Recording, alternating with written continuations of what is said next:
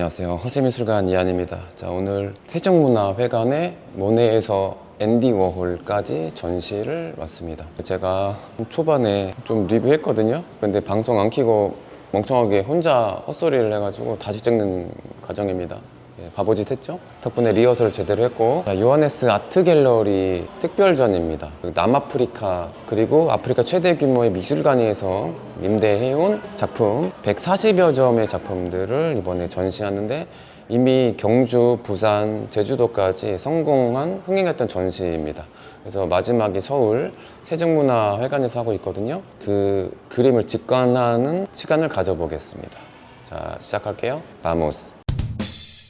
자, 저기 들어가면 모네 투 워홀이라고 써 있고요. 이번에 메인 컬러가 핑크입니다. 핑크. 자, 이렇게 들어가면 지금이 오픈 전이기 때문에 직원이 안 계십니다. 다들 바쁘시고, 원래는 이렇게 직원 없을 때 들어가면 도둑놈 돼요. 큰일 납니다. 저는 지금 오픈 전에 들어가고 있거든요. 가우디움 기획사 그 이사님과 얘기돼가지고 사진 촬영을 기본적으로 못하는 걸로 알고 있습니다. 허용된 구간에서만 할 수 있으니까 참고하시고, 도슨트 오디오 가이드가 네이버 어플로 이렇게 들을 수가 있네요. 그래서 모네 투 워홀 이렇게 써 있습니다. 그래서 1관으로 이렇게 들어가면 극장처럼 이렇게 열 수가 있네요. 그래서 왼쪽부터 양정무 교수님의 서문이 보입니다. 희망봉에서 서울까지 미술로 이어진 바다, 이렇게 써 있습니다. 읽어보시고, 그 다음에 요하네스버그 아트갤러리, 옛날에 그 미술관 그 사진 초창기 설립했을 때의 이미지가 있습니다. 간단하게 보시고, 저는 오늘 오픈 전에, 어제 오픈했는데 사람이 1000명 갔다고 합니다. 엄청 흥행한 전시죠. 어떤 전시인지 소개가 돼 있거든요. 전 세계적인 대규모 프로젝트네요. 모네에서 앤디 워홀까지 이 전시가. 그래서 이 요하네스버그 아트갤러리가 좀 재정난 때문에 해외 순회 전시를 많이 지금 하고 있는 과정이라고 볼 수가 있죠. 그래서 이 전시의 의미가 17세기 네덜란드 회화부터 20세기 모더니즘 회화까지 약 400년에 걸친 긴 역사의 거장들을 한 번에 만나볼 수가 있는 의미가 있는 전시라고 볼 수가 있죠. 약간 바로크부터 근현대까지 미술사의 거장들 좋아하는 분들에게 되게 알찬 전시라고 보시면 됩니다. 유명한 화가들이 웬만하면 다 있어요. 그 시대의 스타 작가들. 지금 필립스 부부 방이 있거든요. 이 컬렉션의 설립자입니다. 초기 컬렉터면서 이 미술관을 만든 그 주인공들이에요. 그래서 지오반니 볼디니가 그린 리오넬 필립스 남자입니다. 고전주의, 약간 이제 그 사실주의 계열로 그린 작품이고, 그 다음에 이 작품이 조금 더 인상적이더라고요. 안토니오 만치니가 그린, 이름식으로 봤을 때는 이탈리아 화가죠. 필립스 부인 작품입니다. 터치가 되게 거친 게 인상적이더라고요. 제가 부산에서 이미 다 봤던 작품이거든요. 다른 공간에 있으니까 또 달라 보입니다. 그리고 제가 기억력이 그렇게 좋진 않아요. 그래서 지금 보면 또 새롭습니다. 안토니 만치니의 또 다른 초상화에 관한 연구입니다. 다른 인물을 그려놨고, 이렇게 들어가면 플랑드르의 정물화 장르화 방이 나와요. 다니엘 세이거스라고 해서 원래 벨기에에서 활동을 하다가 그 벨기에 쪽이 카톨릭이었죠. 종교 바꾸고 신교도로 개종한 다음에 네덜란드에 정착했던 그 유명한 장르화의 거장 피터 브리헐의 제자예요. 피터 브리헐이 또 정무라도 거의 1세대 화가거든요. 그의 제자입니다. 다니엘 세이거스가 그린 꽃병에 꽂힌 꽃이란 작품이고, 그 다음에 옆에 있는 게 피테르 클라스의 개가 있는 정물입니다. 먹는 바다 개를 말하죠. 지금 빵이 약간 좀 시간 지나고 썩어가고 있거든요.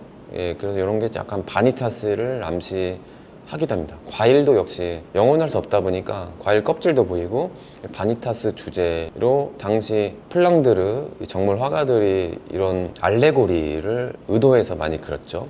그 다음에 게릿 아렌츠 반 뒤어스라는 작가입니다. 노인이 노래하면 젊은이는 피리를 불어라 라는 작품이에요. 장르화죠. 당시 플랑드르의 일상, 가족들과 옹기종기 모여있는 화목한 그 모습을 이렇게 그렸습니다. 우리나라 따지면 풍속화죠. 근데 서구 미술에서는 장르화라고 합니다. 이 시대가 17세기인데 네덜란드의 황금 시대라고 많이 부르죠. 에사이아스 보스가 그린 부녀를 그렸어요. 이 아빠와 딸, 식사를 하는 과정인데 아버지가 친절하게, 제가 봤을 때는 네모난 걸로 봐서는 치즈를 깎고 딸에게 주려고 하는 장면인 것 같아요. 색감도 그렇고 되게 인간미의 따뜻함이 느껴지는 작품입니다. 소박한 식사라는 당시 폴랑드르의 식생활, 식문화를 알 수가 있는 그런 장면이네요. 여기 이제 방이 네덜란드 회화의 황금기입니다. 실제 황금의 시대라고 불렸던 17세기 활동했던 화가들이고, 여기 앉아있는 어떤 귀족으로 보이는 사람 핸드릭 소그르의 서재의 젊은 남자라는 작품이 있습니다. 전형적인 네덜란드 초상화 스타일이네요. 그리고 이 작품이 핸드릭 코넬리스 반 블리엣이라는 작가의 성 바보 교회의 실내를 그렸습니다. 자, 여기가 네덜란드 하를럼에 있는 고딕 양식 성당이에요. 그래서 아치를 보면 그 양식이 보입니다. 근데 이때가 네덜란드가 독립전쟁에 승리한 다음에 옛날에는 구 카톨릭 교회였는데 이제 개신교 교회로 바꾼 지 얼마 안 됐을 때의 장면을 그렸다고 합니다. 그래서 지금 성당 공사 중인 게 좀 보입니다. 보통 이 밑에는 사제 무덤이거든요. 혹시 이걸 파내는 장면인가 싶기도 하고 그렇습니다. 자, 그리고 여기 방은 영국 빅토리아 시대의 작품들을 이렇게 모아놨습니다. 그 유명한 영국 낭만주의 시대의 풍경화 거장 조지프 말로드 윌리엄 터너의 수채화가 이렇게 있습니다. 뿌옇게 심부러운 분위기, 흐린 날씨를 그린 것 같아요. 그리고 터너의 또 다른 작품, 파나 작품입니다. 이번에는 이 유화 작품 비슷한 거를 같은 주제를 본 것 같습니다. 이거 보니까 옛날 영국 화폐에도 나왔던 영국인이 가장 사랑하는 화가 윌리엄 터너의 작품이고, 빛 때문에 좀 약간 반사가 되네요. 너무 사랑스러운 아이들을 그려놨습니다. 그래서 그 유명한 존 에버릿 밀레이, 오펠리아의 주인공이죠. 제목도 귀엽습니다. 뻐꾹이라는 작품이에요. 뻐꾹이를 이 자매가 이렇게 보고 있나 봐요. 그래서 둘이 닮았습니다. 되게 사랑스러운 초상화 스타일을 되게 잘 그리는 게 밀레이고, 라파엘 전파가 색감이 재밌습니다. 되게 매력적이에요. 라파엘 전파만의 그런 색깔이 있죠. 자, 지금 쓰러져 있는 사람이 보이는데 착한 목자라는 작품입니다. 양도 있고 쓰러져 있는 걸로 봐서는 예수 그리스도를 표현한 게 아닌가 싶기도 한데, 보통 착한 목자 하면 예수 그리스도를 좀 많이 그리긴 하거든요. 그리고 간청하는 친구라는 작품입니다. 펜과 잉크로 표현한 거예요. 엄청 디테일합니다. 라파엘 전파가 관찰로 인한 묘사를 되게 강조했던 화파이기도 하거든요. 그게 좀 느껴지는 작품이고요. 그 다음에 그의 친구죠. 단테 가브리엘 로세티입니다. 자, 로세티가 그린 레지나 코르디움이라는 작품이에요. 근데 지금 모델이 엘리자베스 시달리라고 해서 그 유명한 밀레이가 그린 오펠리아의 그 주인공이에요. 그 유명한 작품의 주인공입니다.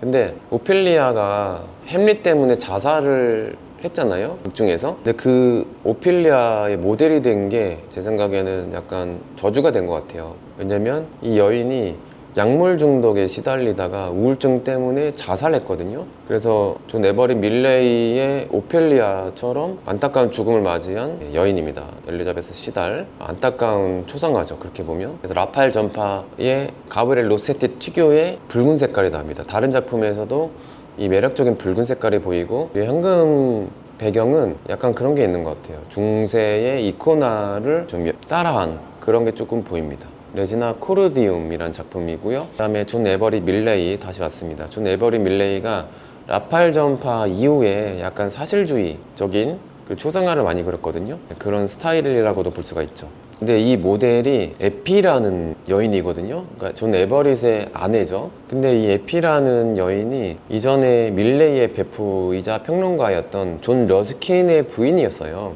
근데 이 부인이 이 러스킨과 사이가 그렇게 좋지 않고 이후에 이혼한 다음에 에버릿 밀레이와 결혼을 했거든요. 그러니까 이게 좀 많이 논란이었습니다. 근데 이 이혼할 만한 이유가 이 러스킨과 이 에피가 7년 정도인가 성관계를 안 했대요. 그러니까 부인이 사랑 못 받았던 거죠. 근데 이 러스킨이 여자 몸에 대한 환상이 있었나 봐요. 근데 부인의 벗은 몸을 보고 그 이후로는 거들떠 보지도 않았다고 막 이런 말이 있습니다. 자, 아무튼 그런 좀 논란이 있었던 존 에버릿 밀레이의 아내 에피를 그린 초상화입니다. 근데 되게 소박하게 바느질하는 모습, 제목도 한 땀 한 땀이에요. 이 작품이 벨라스케스와 이전에 조수아 레이놀즈 거장의 영향을 받았다고 합니다. 이게 약간 모노톤인 걸로 봐서도 약간 사실주의 계열이죠. 그리고 윌리엄 홀먼 헌트, 또 다른 라팔 전파의 작품인데 펜 잉크, 약간 습작 같은 느낌입니다. 그리스도를 표현한 작품 보면 약간 인체를 인형처럼 그리는 특유의 재밌는 그런 스타일이 이 작품에서도 보이네요. 그래서 라팔 전파의 또 다른 핵심 멤버 윌리엄 홀먼 헌트의 작품이고, 다른 작품도 매력적인 게 맞습니다.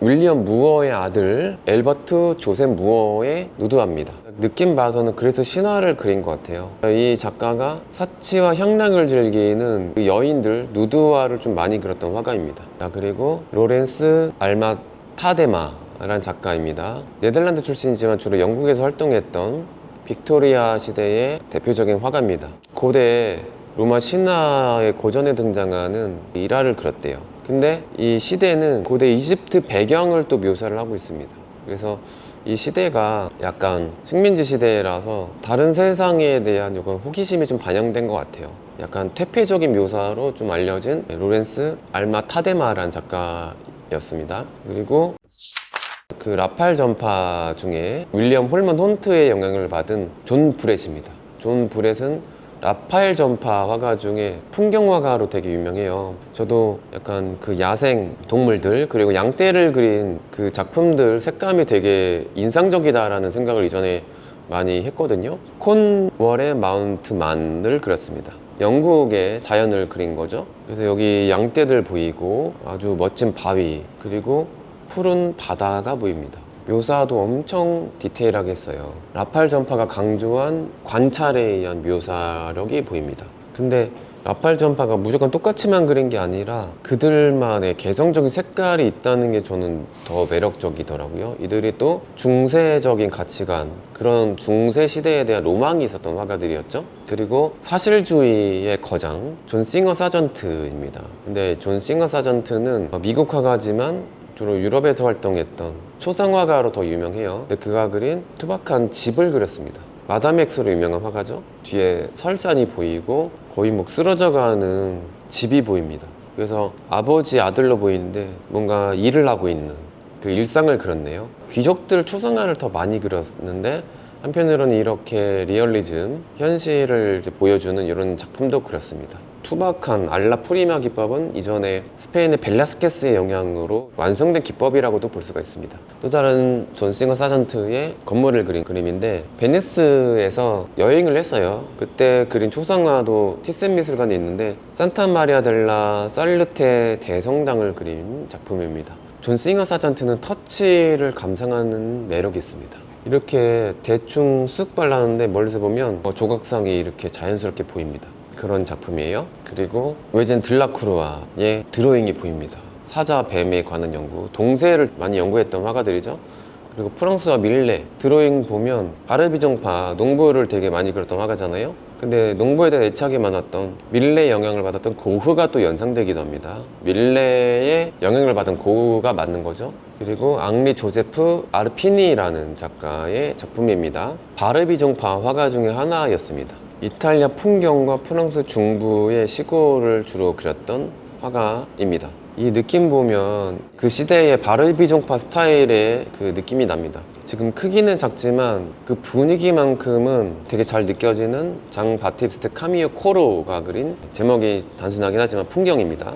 자, 이분이 야외 사생을 거의 최초로 시도한 1세대 플랜 에어 화가이기도 하고 부잣집 아들로 태어나서 뒤늦게 그림 시작하긴 했어요. 근데 바르비종파 화가 중에 가장 인기가 많았던 풍경화 거장입니다. 신비로운 은빛, 물안개 분위기를 환상적으로 구사하는 거장 중에 거장 풍경화가입니다. 자, 나르시스 비르젤 디아즈 들라 페나라는 화가인데 색감이 엄청 센 말년의 들라크루아가 연상되는 작품입니다. 숲속의 그리스인 가족이에요. 자, 그리고 조제프 이스라엘, 네덜란드의 밀레로 불렸던 그 화가라고 합니다.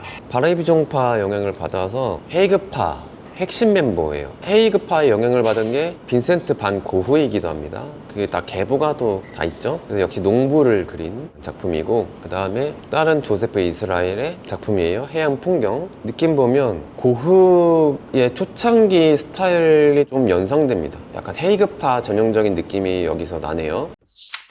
이 방은 인상주의 이전 낭만주의에서 사실주의의 혁명으로라고 이렇게 제목을 붙여놨습니다. 그리고 월터 리차드 시커트 포크파이 모자를 쓴 여인이란 작품이에요. 독일 뮌헨에서 태어났지만 런던에서 주로 활동했던 화가입니다. 이 화가가 그 당시 활동했을 때 살인마 용의자로 좀 올리기도 했었거든요.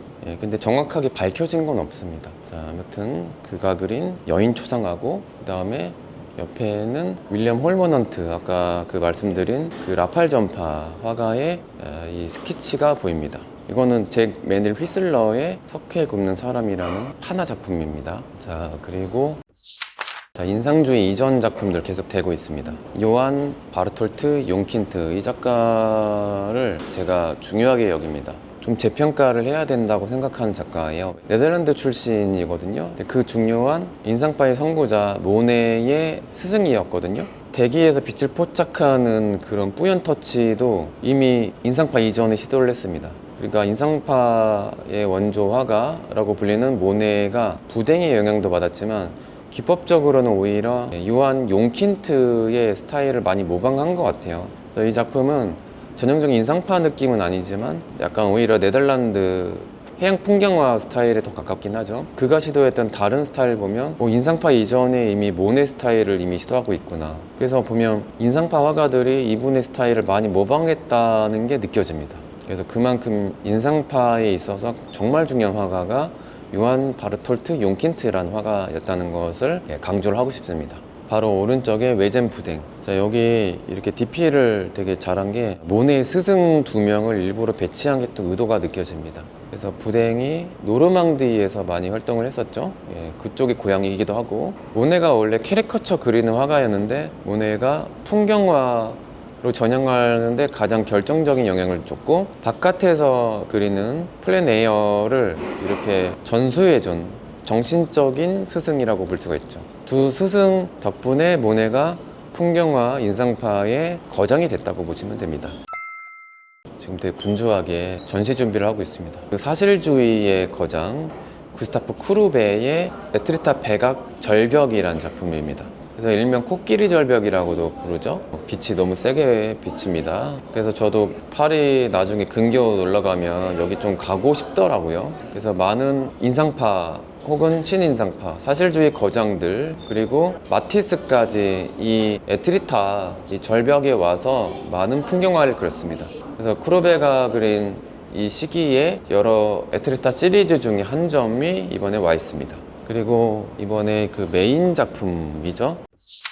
모네의 봄이라는 작품입니다. 모네부터 앤드 워홀까지 전시의 메인 포스터 작품입니다. 포근한 그 봄을 그렸습니다. 그래서 이 시기가 지금 보면 1875년이거든요. 이 시기면 인상파 첫 전시를 한 1년 뒤라고 보시면 됩니다. 이전에 샤리바리 잡지에서 해돋이 인상이 안 좋은 평가를 받았잖아요. 그래서 그런 거를 좀 영향을 분명히 받았을 텐데 꾸준히 활동을 이어갔던 클로드 모네의 푸근한 그 터치를 느낄 수가 있는, 나중에 터치가 조금 더 투박해지잖아요. 그 전 과정이라고 보시면 됩니다. 인상파는 솔직히 말로 설명하는 그림이 아니라 감상을 하는 그림이죠. 그래서 충분히 감상을 하시길 바랍니다. 오른쪽부터 보시면 그 인상파 이 거장들이 하나둘씩 다 나와요. 그래서 알프레드 시슬레, 인상파 화가들 중에 조금 저평가를 받긴 하지만 어쨌든 푸른 하늘 터치가 되게 매력적인 화가입니다. 시슬레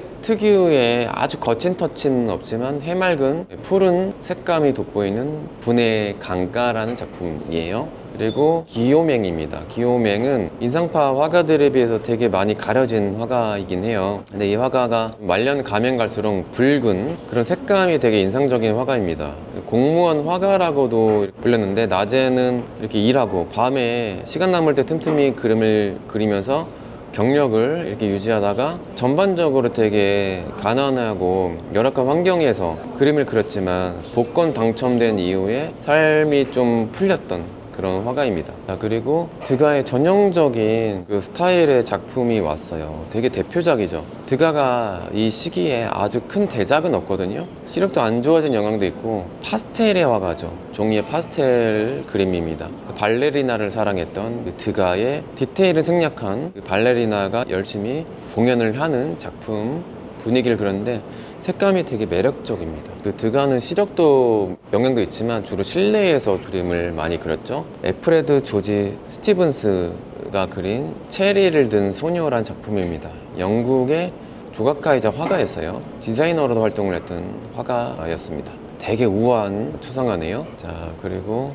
앙리 팡텍라투르란 작가의 부케예요. 그러니까 꽃을 아주 세밀하게 터치를 아주 먹음직스럽게 표현을 했습니다. 사실주의와 인상주의를 이어주는 가교 역할을 한 화가로 알려진 화가였고요. 팡텍라투르가 귀스타프 쿠르베의 또 제자라고 합니다. 그리고 모네의 스승 부댕의 작품이 몇 점 더 왔습니다. 투르빌 부두를 그린 작품이에요. 여기서부터는 부댕 특유의 터치가 보입니다. 저는 약간 그게 연상되더라고요. 이 작품은 꼭 그런 건 아니지만 목화 소음이 좀 연상되는 터치라고 표현할까? 저는 그런 느낌이 들더라고요. 그 해양 풍경을 유난히 또 잘 그렸던 화가 웨젠 부댕입니다. 부댕의 또 다른 작품. 모네와는 조금 다르긴 하지만 진짜 인상주의에 영향을 줬다는 게 부댕의 작품을 보면 그런 게 느껴집니다. 베르트 모르조, 인상파 화가 중에 엄청 성공했던 화가의 드로잉 습작이 한 점 왔습니다. 모서리 부딪힌다고 조심하라고 써 있습니다.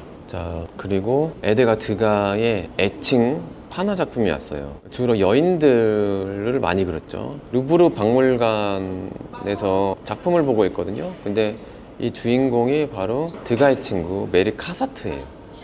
메리 카사트의 뒷모습을 표현한 것 같습니다. 그리고 폴 세잔의 목욕하는 사람들을 그렸어요. 보통 여인들을 많이 그렸는데 여기서는 남자를 표현했습니다. 다색스판화입니다. 색채가 여러 컬러가 있어요. 세잔 특유의 투박한 인체가 좀 보입니다. 현대미술의 아버지로 평가받는 거장의 판화 작품이고, 그 다음에 빈센트 반 고흐가 그린 드로잉이 왔어요. 종이에 목탄, 늙은 남자의 초상이라는 작품이 이번에 왔습니다. 그리고 앙리 툴루즈 로트렉, 고흐의 또 술친구이기도 했었죠. 세기말의 화가로도 불린다고 이렇게 설명이 써 있습니다.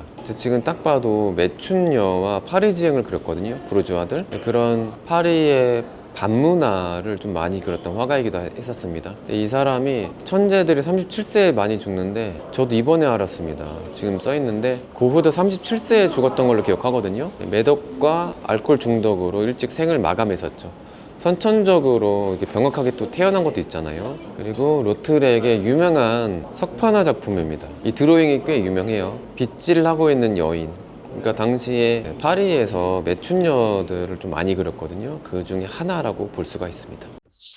자, 이 방 들어가면 분위기가 되게 좋습니다. 인상주의 이후 작가들, 그러니까 탈인상주의 시대의 작가라고 보시면 되겠죠. 그래서 폴 시럈의 롱말로의 베들리란 작품입니다. 약간 습작 느낌의 수채화 작품이고요. 폴 시럈의 전형적인 완성도 있는 유명한 작품이 왔습니다. 이분이 바닷가 풍경을 되게 좋아했거든요. 초창기에 폴 시럈이 쇠라와 같이 활동했을 때만 해도 터치가 엄청 세밀했어요. 점점점 찍다가 터치가 점점 굵어지면서 자일리톨 껌 모양 터치가 이렇게 됩니다. 약간 중후반에 폴 시럈이 어떻게 진화했는지를 알 수가 있는 작품입니다. 라 루셀 해양 풍경을 그린 작품입니다. 1909년 앙댕 펑당 협회를 만들었죠. 독립미술가 협회. 그래서 그 전시가 되게 유명했었습니다. 그래서 그 초대 회장이기도 했던 폴 시럈의 작품이고, 또 다른 친인상주의 화가 앙리 드 시다네르, 역시 폴 시럈의 영향을 받아서 터치가 이 시기에는 좀 굵습니다. 초창기에 신인상주의 화가들이 터치가 되게 가늘었는데 이 변화된 과정을 이제 볼 수가 있습니다. 그리고 루시엔 피사로는 피사로의 아들입니다. 아버지와 스타일이 아주 흡사하죠. 오히려 전형적인 인상파의 터치를 구사하고 있습니다. 그리고 폴 고갱, 악마들 이야기. 이 고갱이 영적인 걸 좋아했잖아요. 그래서 그런지 몰라도 고갱을 추종했던 다음 세대 화가들, 나비파가 약간 영적인 걸 추구하는 그런 느낌이잖아요. 그 나비파 대표 화가 중에 피에르 보나르 작가의 작품입니다. 그 전형적인 나비파의 그 평면적이고 테두리, 따는 고갱 스타일 작품은 아니지만 약간 표현주의 계열의 스타일로 진화되는 그런 시기의 작품이네요. 봄의 일몰이라는 작품이에요. 동료들의 신비주의 되게 관심 많았잖아요.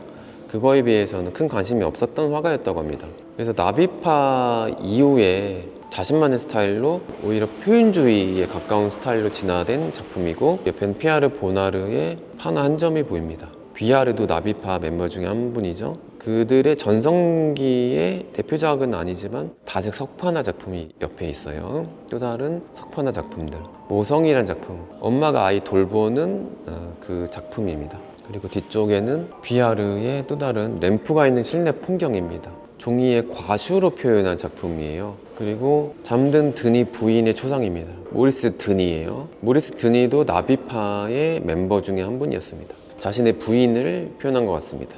이 작품 스타일로 봐서는 세잔의 영향이 좀 보입니다. 펠릭스 발롱통이란 작가예요. 기름 단지와 무화과, 바나나가 있는 정물입니다. 일상적인 병무라를 그린 작품이 한 점 보입니다. 자, 드디어 1층 거의 다 보고 밑에 층으로 오면 이렇게 계단이 보입니다. 거장들의 사진이 보여요. 모네부터 로댕, 폴 시냐 폴 시냐 얼굴은 좀 생소합니다. 앤디 워홀, 프란시스 베이컨, 윌리엄 켄트리지. 윌리엄 켄트리지는 지금도 활동하고 있는데, 그래도 컬러 사진이네요. 여기는 오게스트 로댕, 현대 조각의 아버지죠. 모더니즘 조각의 아버지. 비교적 고전적인 스타일의 작품입니다. 비교적 초창기인 것 같아요. 아담과 이브의 이브를 표현한 조각입니다. 부산에서 이미 봤습니다. 누드 연구하는 그 드로잉이 이렇게 보이고요. 이렇게 밑에 쪽으로 이제 가면 됩니다. 윌리엄 터너의 명언이 보입니다. 자연을 바라보는 모든 시선은 예술을 새롭게 정의하게 해준다. 자연을 애천했던 화가들이죠. 모든 것은 변한다. 심지어 돌마저도. 순간 포착이 인상파의 핵심 철학이죠. 고흐의 명언도 이렇게 나오고요. 고흐가 무언가를 찾고 있다고 합니다. 우리에게 아름다운 색을 선사하는 태양이여 영원하라. 여러분, 이 세잔의 명언에서 날 수 있지만 폴 세잔은 색채의 화가입니다. 이 밑에는 주로 현대미술 거장들 작품이 있습니다. 20세기 초 아방가르드 이렇게 제목을 지어놨네요. 그래서 이렇게 한 바퀴 돌면 파블로 피카소의 여인의 두상입니다. 큐비즘 나오기 전이라서 그런지 몰라도 의외의 피카소 작품입니다. 그리고 아리스티드 마이올이라는 화가이자 조각가였네요. 에콜대 보자르 출신이고 그가 그린 석판화가 보입니다. 그리고 에드바르 뭉크, 두 인물, 드로잉만 봐도 뭉크의 스타일이 보입니다. 자, 그리고 모리스 드 블라멘크입니다.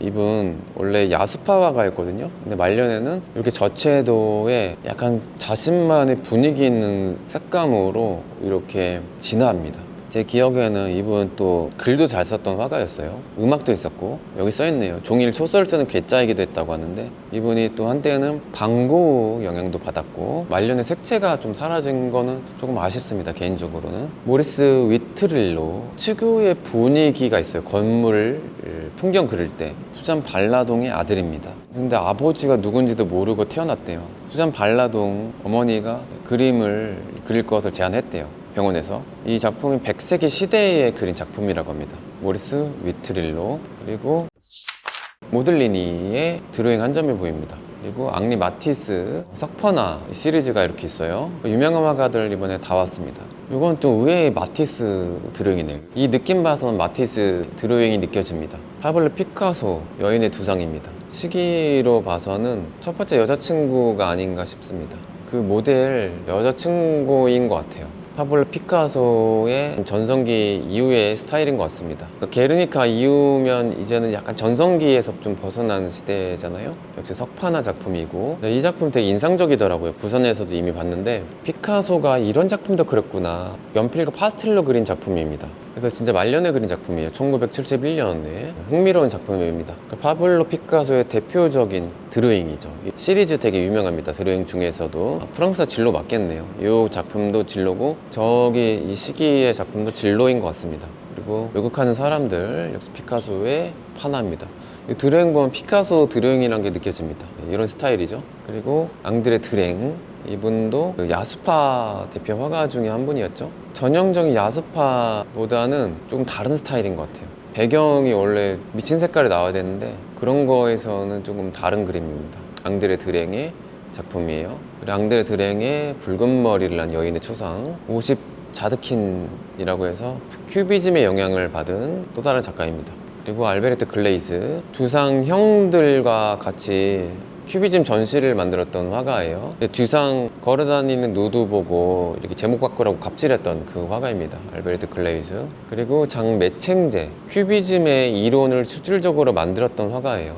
큐비즘을 창조한 거는 피카소와 게르니카지만 다중시점 3차원, 4차원 개념을 만든 거는 바로 장 매칭제입니다. 그 이론가이기도 했던 큐비즘 화가예요. 그리고 막스 페이슈타인 표현주의 작가의 목판화 시리즈 작품이 이번에 이렇게 왔습니다. 포스터 느낌이네요. 거친 느낌입니다. 그리고 되게 신비로운 스타일의 안트베르펜에서 주로 활동했던, 플란더스 개 고향에서 활동했던 콘스탄트 페르메케라는 작가입니다. 와, 진짜 신비롭네요. 아, 이분이 사연이 있네요. 역시 1차 세계대전 때 징집된 다음에 부상당하고 영국으로 망명 갔나 봐요. 전쟁 때 고통과 기근에 시달리는 그 사람들 보면서 그 영향이 좀 보입니다. 1930년이니까 1차 세계대전 이후에 그 트라우마를 그린 게 아닌가 싶기도 합니다. 약간 또 뭉크가 연상되기도 해요. 아침에 아무것도 안 먹고 와가지고 당 떨어졌습니다. 리차드 해밀턴, 그 유명한 팝아트의 원조 화가가 그린 구겐하임 건물입니다. 진공 성형을 했다고 합니다. 구겐하임. 그리고 던컨 그랜트 작가의 메리 세인트 존 허친슨 초상입니다. 마무리를 덜한 듯한 느낌. 바네사 벨이 그린 여러 가지 꽃들. 이분이 소설가 버지니아 울프의 친언니입니다. 제가 관련된 이야기를 한 적이 있고, 꽃을 아주 다채롭게 컬러풀하게 잘 그리네요. 로저 프라이의 버네사 벨의 초상입니다. 로저 프라이라는 화가가 되게 중요한 게 뭐냐면 탈인상주의라는 말을 있게 한 중요한 사람이에요. 그 영국에서 전시를 할 때 인상주의 화가들이 인상주의라는 말을 별로 안 좋아하는 거예요. 몇 화가들이. 그래서 탈인상주의라고 한 게 우리가 부르는 탈인상주의 그 네이밍이 됐다고도 볼 수가 있습니다. 유명한 비평가이기도 했었던 로저 프라이가 그린 베네사 초상입니다. 20세기 컨템포러리 아트라고 써 있습니다. 지금부터는 그러니까 동시대 미술로 볼 수가 있죠. 더 최근 20세기 2차 세계대전을 겪었던 화가들 세대라고도 볼 수가 있겠네요. 헨리 스펜서 무어의 아주 우울한 작품입니다. 서 있는 사람들이라는 작품이고, 프란시스 베이컨, 남자 초상화에 관한 연구작입니다. 베이컨 특유의 스타일이 그대로 느껴지는 연구작이에요. 그리고 그레이엄 서덜랜드가 그린 산을 그렸다고 하는데 펜브룩셔 산맥이래요. 종이의 과시로 표현한 작품이고, 그 다음에 리차드 해밀턴, 역시 팝아트의 거장, 나는 검은 크리스마스를 꿈꿔요 라는 작품입니다. 사진을 이용한 것 같습니다. 사진을 이용한 스타일. 콜라주네요. 실크 스크린 콜라주 기법을 이용했습니다. 데이비드 호크니가 이런 작품을 그렸군요. 와, 호크니의 의의 작품입니다. 데이비드 호크니 작품이 이번에 또 두 점 왔나봐요. 바깥은 또 전묘도이면서 프랑스 풍의 역광이라는 작품입니다. 그리고 에드와르도 파울러치, 팝아트의 재정의, 미니멀리즘 거장 스타일을 약간 좀 디스한 듯한 그런 느낌입니다. 그리고 피터 블레이크의 목판화 작품들이 보입니다. 이렇게. 그리고 그 유명한 페르난도 보테로의 드로잉 작품이네요. 콜롬비아 출신의 스타 화가입니다. 그리고 짐 다인의 파나 작품. 이 파나 붓을 이렇게 걸어놨는데 되게 신비롭네요. 붓을 주로 그리는 화가입니다. 그리고 로버트 라센버그, 네오 다다이즘 거장. 두 친구 일부러 이렇게 DP를 해놨네요. 제스퍼 존스. 약간 습작인 듯 연구작 작품들을 이렇게 두 친구를 같이 표현했습니다. 로버트 라우센버그가 그 시대에 이슈가 되는 이미지들을 콜라주로 많이 표현을 해놨죠. 둘이 또 애인이기도 했었습니다. 자, 지금 오픈 시간이라서 빨리 해야겠네요. 제임스 로젠퀴스트, 엄청 유명한 팝아트의 거장입니다. 그 다음에 케네스 놀란드, 부러진 반지란 작품이에요. 미니멀리즘 작가까지 이렇게 보입니다. 로이 리히텐슈타인, 전형적인 스타일의 유명한 작품도 이렇게 있습니다. 크랙이라는 작품이고, 이거는 금발 여인을 이렇게 표현했습니다.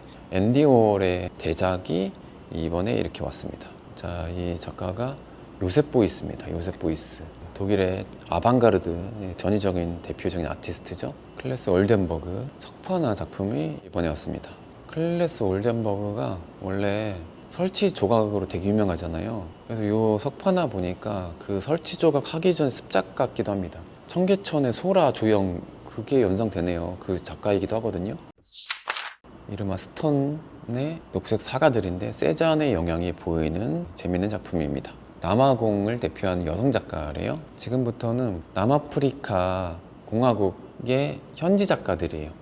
그래서 우리에겐 좀 생소한 작가들이 많을 겁니다. 맥이 라우저의 현지인을 그린 초상하고 모드 썸너의 예술가의 초상, 모리스 드니의 제자인가 봐요. 그리고 모드 썸너의 붉은 베니스입니다. 큐비즘의 영향을 받은 명구성이 좀 돋보입니다. 그리고 아르만도 발디넬리의 작은 항구란 작품이에요. 유럽의 그 스타일을 좀 흡수하면서 재해석한 작가들이 많습니다. 아르만 스턴의 국화인데 고흐의 해바라기와 연상되는, 고흐의 해바라기 좋아하는 분들이 정말 사랑할 법한 그런 스타일이네요. 그리고 에르마 스턴의 또 다른 현지 그 아프리카 원주민을 그린 것 같아요. 이번에 이르마 스턴 작품이 되게 많네요.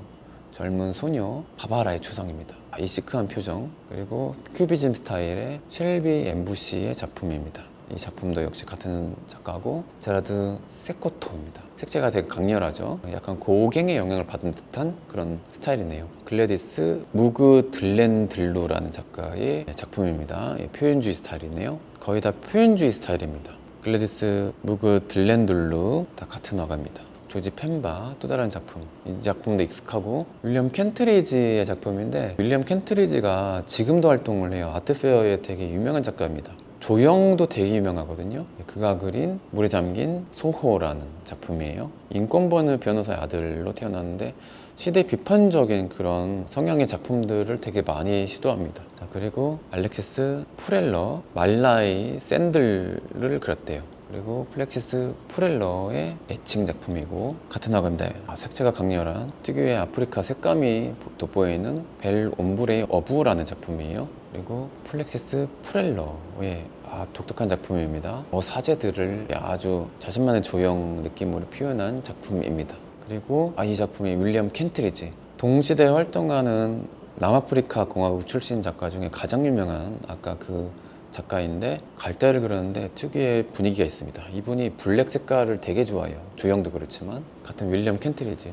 뭔가 이제 식민주의 시대의 그 역사를 다룬 듯한 사랑에 충만한 캐스피어라는 작품입니다. 인종차별과 빈부격차, 사회 갈등을 표현한 작품이래요. 역시 그런 느낌이 들더라고요. 자, 이렇게 해서 이번에 전시를 기획한 많은 협업사들도 이렇게 나옵니다. 이미 성공한 전시 이제 마무리할까요? 자, 이제 리뷰 방송 끝내겠습니다. 이제 관람객들이 이제 오니까 이 정도까지 마치고 세종문화회관에서 하는 모네부터 앤디 워홀 리뷰를 마무리하겠습니다. 끝까지 방송을 잘 들어주셔서 감사합니다. 저는 허세미술관의 관장 이한이었습니다. 아스타 루에고 부에나스 노체스. 여러분 굿밤 되세요.